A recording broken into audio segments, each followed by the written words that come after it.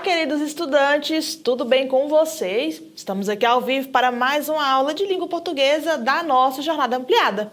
E é com muita felicidade que eu, a sua professora Ingrid, quero saudar a você com um bem-vindo. E aí, já está preparado? Lembra que na nossa última aula deixamos algo combinado? Continuaríamos nessa semana falando de romantismo. Por quê? Porque é uma escola literária de tanta importância que trabalhar apenas em uma aula não dá. O romantismo carrega consigo aí, essa marca de trazer para nós um sentimento nacionalista, de nos ensinar, ou pelo menos dar um pontapé inicial nessa valorização do nosso país, deste lugar como uma nação. Tudo isso porque o quê, Já comentei com vocês. É aí um movimento literário que ocorre após a independência do Brasil no ano de 1822. Então, o romantismo é a cara do Brasil, traz muitas facetas, ajuda de fato a construir essa identidade que é nossa. Então, já está preparado? Tela cheia para nós. O objetivo dessa nossa aula é falar hoje sobre as gerações do romantismo, tá bom? Mas antes a gente vai introduzir relembrando algumas coisas aqui.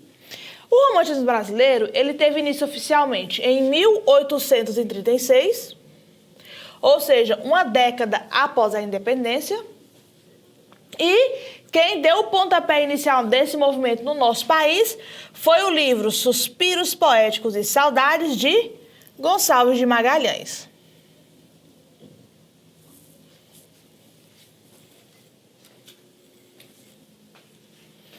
Gonçalves de Magalhães, ao escrever esse livro, ele começa a trazer esse movimento para o nosso país, que obviamente você já sabe, Teve ali o seu início na Europa, Até chegar aqui. Afinal, nós ainda estávamos bastante ligados à Europa, de onde vem o nosso país colonizador. Então, com a publicação desse livro, essa faceta aí da escrita literária começa a se espalhar pelo nosso país. Como eu falei para você, o objetivo da nossa aula de romantismo hoje é entender sobre as gerações do romantismo. O que são as gerações do romantismo, professora? Quando nós falamos sobre gerações românticas no Brasil, nós estamos nos referindo unicamente, Atenção! Unicamente à produção poética, porque você sabe, os textos eles podem ser escritos ou na poesia ou por meio da prosa, O texto em prosa são os livros aí que a gente escreve em parágrafos, que é mais comum da gente ler. Mas o romantismo, ele tem tantos autores de sucesso, ele tem tanta produção literária, que para os nossos estudos ficou melhor dividido aí, Essa questão da gente entender as gerações e também da gente entender depois a prosa. Então, eu quero trazer para você agora, no nosso próximo slide, a primeira geração romântica com destaque para alguns autores. Bora lá! Na poesia, nós costumamos dividir o romantismo brasileiro em 3 gerações, porque cada uma dessas gerações vai ter uma tendência na escrita, perfeito? Vamos entender aqui. Naquilo que nós conhecemos como primeira geração romântica, nós temos a tendência nacionalista e indianista. Como assim, professora? Essa tendência nacionalista aconteceu aproximadamente a partir da década de 1830 até o final do século XIX. É importante que você guarde essas datas, tá bom? Ela está diretamente relacionada ao processo de construção da identidade nacional brasileira. Então, aqui nós temos principalmente, o homem indígena sendo aí exaltado como um herói brasileiro por meio da poesia. Algo que eu já citei para você lá na nossa aula sobre características. Se você não viu ainda, volta no nosso canal do YouTube e assiste a nossa aula anterior, tá bom? Tem tudo falando lá. Então, aqui nós temos esse momento do nacionalismo. Estamos aí acabando de conquistar a independência, precisamos criar uma identidade enquanto país e os nossos autores, os nossos intelectuais, eles estão exaltando essa pátria. Seja por meio ali, né, daquele sentimento saudosista, né, como na famosa Canção do Exílio, seja aí por meio também da exaltação do indígena, como nas produções de José de Alencar e assim por diante, onde o indígena, ele tem essa característica agora de ser um homem herói. Ele não é mais um homem subjugado, ele não é mais aquele homem, né, que está sendo escravizado, não. Ele agora é um herói. Dizem aí, né, os estudiosos, que o indígena foi colocado dentro da nossa literatura com características ali de um cavaleiro medieval, como era na Europa. Tudo certo? Então nós temos essa imagem do indígena idealizado. Não é que o nosso indígena ele já era valorizado, estava totalmente liberto ali do preconceito, né? E das amarras que a colonização trouxeram para a vida deles, não. Mas é que ele já começa a ser idealizado. Ele já começa a ter um lugar ali enquanto sociedade, enquanto de fato nativo brasileiro. Tela cheia. E aí, a gente traz destaque especialíssimo para quem? Para esses dois carinhas aqui, olha. Gonçalves de Magalhães e Gonçalves Dias. O primeiro tem sua importância relacionada principalmente à tentativa de romper com padrões literários anteriores e desenvolver uma poesia de caráter romântico e nacionalista. Então é por isso que ele ganha destaque aqui, tá bom? No nosso país, na nossa literatura. O segundo vai combinar ali em sua produção, na verdade, né? As características do nacionalismo, exaltação da natureza, indianismo e também o sentimento amoroso. É o famoso autor da Canção do Exílio, produzida por ele enquanto ele estava em Portugal estudando, né? Então ele faz uma comparação da natureza de Portugal com a natureza do Brasil, exaltando a natureza daqui diante da de lá, né? Trazendo esse sentimento aí da saudade, esse sentimento do homem que está exilado, que está longe da sua pátria. Tudo certo? Então nós temos um destaque especial para esses dois autores. Temos outros? Temos. Vamos conhecer ainda a produção literária deles? Vamos sim. Aguarde, tá bom? A gente dá um passo a mais e chega aí na segunda geração do romantismo, que é chamada de ultrarromântica ou de mal do século. Vamos entender por quê? Tela cheia.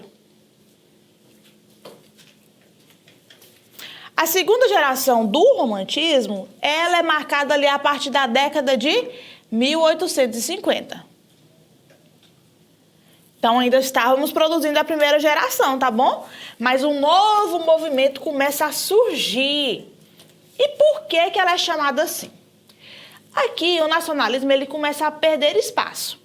E aí, essa literatura, produzida no nosso país até então, vai se concentrar no mundo interior do indivíduo. Como assim, professora? Aí a gente vai retomar a nossa aula anterior, que se você não viu, você vai lá ver e depois volta aqui, tá bom?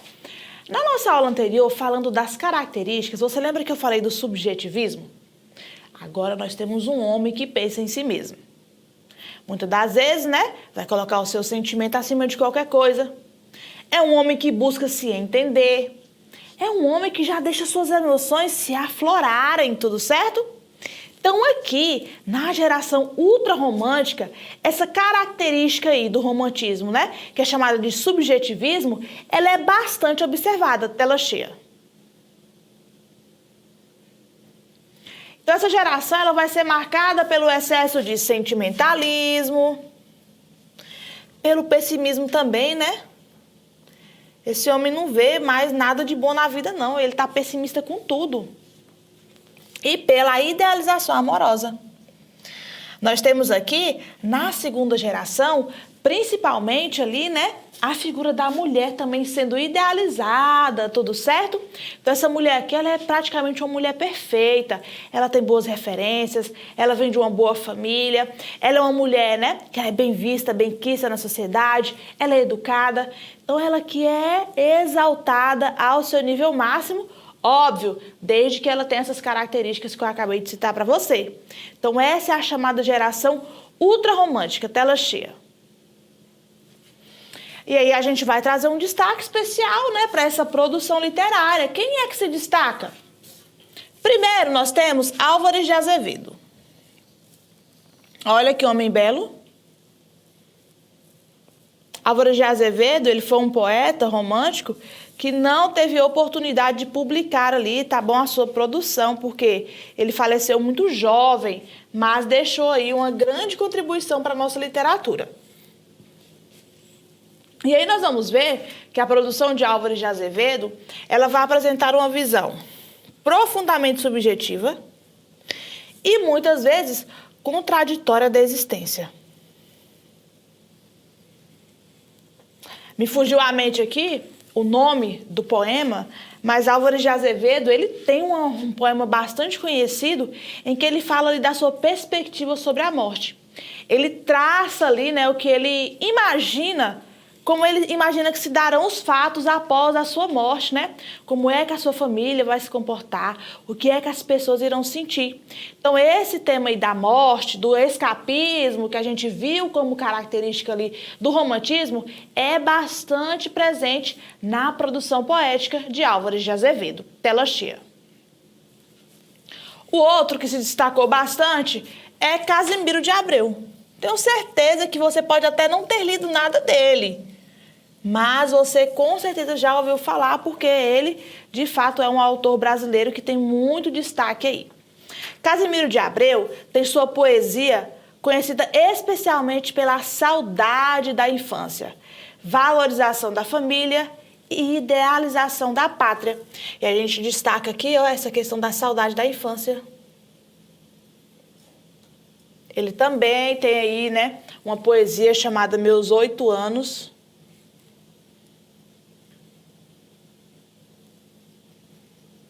em que ele relata ali, né, traz relatos da sua infância, né, ou ao menos ali, né, o eu lírico traz relatos dessa infância vivida, em que ele traz ali suas lembranças, trata tudo com muito saudosismo, né, falando dessa saudade que ele sente dessa fase da sua vida. Então, nós temos aí, né, essa questão também do saudosismo muito forte dentro dessa segunda geração. Perfeito até aqui? Há dúvidas? Se houver, pode nos perguntar. E aí a gente dá um passinho a mais e chegamos à terceira geração. Vamos entender do que se trata? A terceira geração da produção poética romântica é chamada de condoreira ou social. Muito importante para nós até os dias de hoje. A palavra condoreira vem da palavra condor, que é uma ave, tá bom? Por que é que se utilizou, se inspira-se ali no condor para trazer o nome para esse movimento ali do romantismo no Brasil? Porque o condor é visto como uma ave, né, que ela tem uma visão ampla, que ela sobrevoa sobre os lugares, que ela está atenta ali aos detalhes. Então aqui nós temos, a partir de agora, uma produção literária voltada para o social. Nós teremos como destaque aí, tá, um grande autor que ele critica e ele dá voz principalmente à população escravizada que veio da África, tá bom? E a gente vai ver daqui a pouquinho, pode ficar tranquilo. Então aqui nós temos bastante crítica social sendo realizada por meio da poesia. Vamos lá para o nosso próximo slide? Aconteceu aproximadamente a partir da década de 1860 e perdurou até o fim do romantismo. A nossa terceira geração vai representar uma mudança importantíssima, tá bom? Agora nós não estamos mais preocupados apenas com o homem de maneira individual, não. O poeta, ele vai deixar de olhar para seus próprios sentimentos e ele vai passar a olhar para o quê? Para a sociedade. E aí, a gente vai destacar de maneira bastante especial o grandiosíssimo Castro Alves.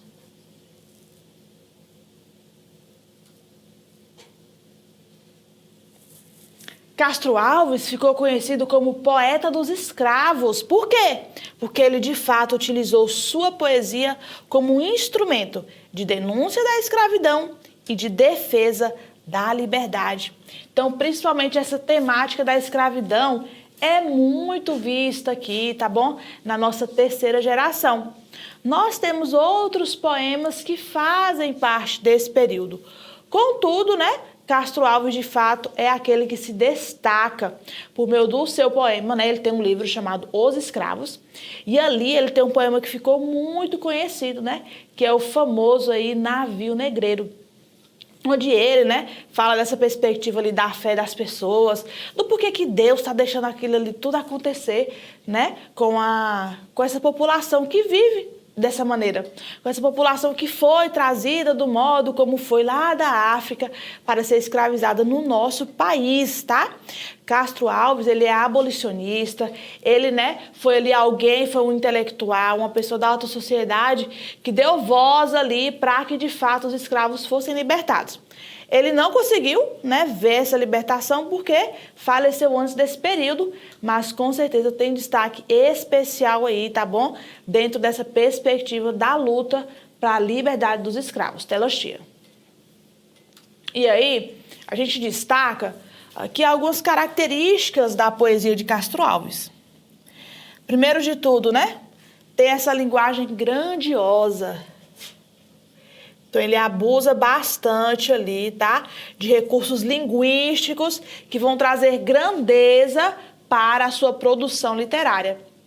Ele explora bastante o tom oratório. O que é o tom oratório? Utiliza, de fato, ali do tom, né? Do modo de falar, do modo de apresentar essa poesia, utiliza a seu favor ali para dar destaque ao que ele escreve. Ele traz um forte apelo emocional, né?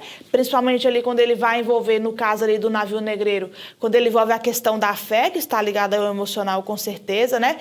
Clamando a Deus ali, chamando a Deus para dentro daquele local ali em que ele produz a sua literatura. Obviamente faz essa crítica social contra a escravidão, defende a liberdade do homem negro, denuncia a questão da escravidão e também idealiza a justiça para os injustiçados, para os pobres, para os oprimidos.